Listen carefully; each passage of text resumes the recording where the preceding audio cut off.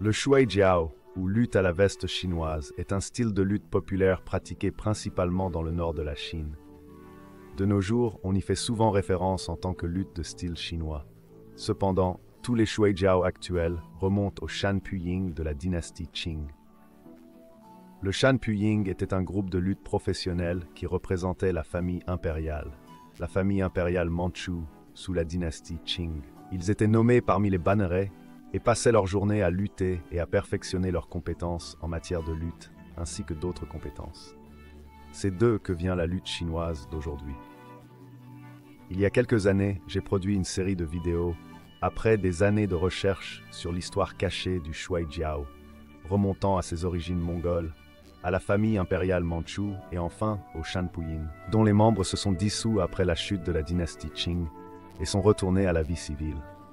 Les Shan Puying ont commencé à enseigner leur art à Pékin et dans les régions avoisinantes, y compris à Tianjin. Si cette histoire vous intéresse, il s'agit d'une longue série de vidéos que j'ai produites et qui mettent au jour de nombreuses preuves concernant l'histoire de cet art. Vous pouvez la regarder. Il s'agit d'une série intitulée Hidden History of Shuai Jiao, l'histoire cachée du shuai jiao.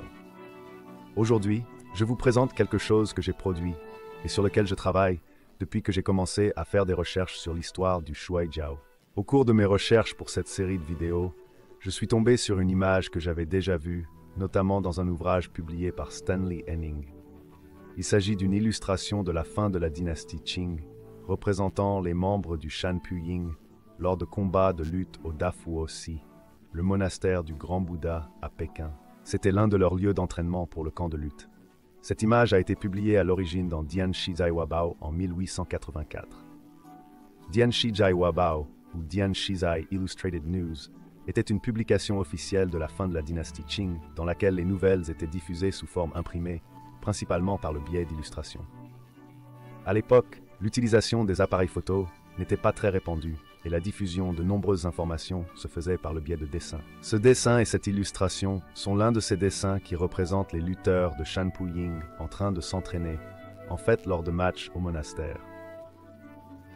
L'image a été imprimée dans cette publication sous la forme d'une planche de bois. J'ai trouvé un scan original du livre lui-même, où l'image est répartie sur 2 pages. J'ai obtenu un scan de la meilleure qualité possible d'une archive qui avait scanné plusieurs éditions de ce livre, sur lequel j'ai ensuite progressivement travaillé pour restaurer l'image. L'image elle-même n'était pas un scan de haute qualité. Il y avait beaucoup de problèmes avec les lignes, etc. que j'ai dû restaurer manuellement. Cela m'a pris pas mal de temps, et je l'ai fait entre 2 autres projets. En fait, j'ai travaillé sur cette image pendant environ 2 ans, en nettoyant progressivement les lignes, puis en la colorant et en la ramenant à la vie. Au cours de la restauration et de la mise en couleur de cette image, j'ai fait référence à de nombreuses peintures de la dynastie Qing, comme celle de Lang Xining. Castiglione, qui a peint les véritables lutteurs à un moment donné de leur histoire, ainsi que d'autres images de fonctionnaires mandchous, s'était forcé d'obtenir la coloration des vêtements, etc., la plus précise possible. Cette image est extrêmement importante pour plusieurs raisons. C'est l'une des rares images à avoir été dessinée par un observateur à l'époque de l'existence du Shan Puying. Nous pouvons voir comment il s'habillait, ce qu'il portait classiquement. Beaucoup de choses ont changé après l'effondrement de la dynastie Qing et la diffusion de la lutte chinoise ou shuai jiao dans le domaine public après 1911. Mais ce que l'on peut voir ici, c'est une grande partie de leurs vêtements traditionnels, y compris les jambières, les bottes, les couleurs, etc. D'autres aspects intéressants de cette image sont l'arrière-plan et le décor. On peut voir des vestes suspendues à des cordes, apparemment, pour les faire sécher après les avoir lavées. Vous pouvez voir ce que nous appelons des pierres d'examen militaires, des pierres lourdes qui étaient soulevées dans le cadre des examens militaires. Les lutteurs eux-mêmes les utilisaient dans le cadre de l'histoire, du patrimoine et de l'héritage athlétique des Qing. D'autres aspects intéressants sont le fait qu'ils s'assoient en utilisant des éventails en plumes, dont certains sont encore utilisés aujourd'hui à Pékin, ce qui vous donne une idée de la saison et de ce qu'est la vie à Pékin pendant les journées chaudes et humides de l'été. Je vous présente cette image à vous et aux amateurs de shuai jiao du monde entier, ainsi qu'aux fans de lutte. À vous maintenant de vous l'approprier. Je l'ai fait parce que c'était quelque chose que je voulais particulièrement.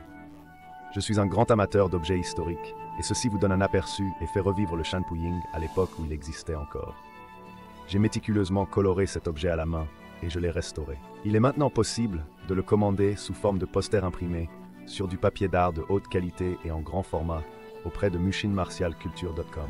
Ce morceau d'histoire du Shuai Jiao est désormais accessible aux passionnés du monde entier.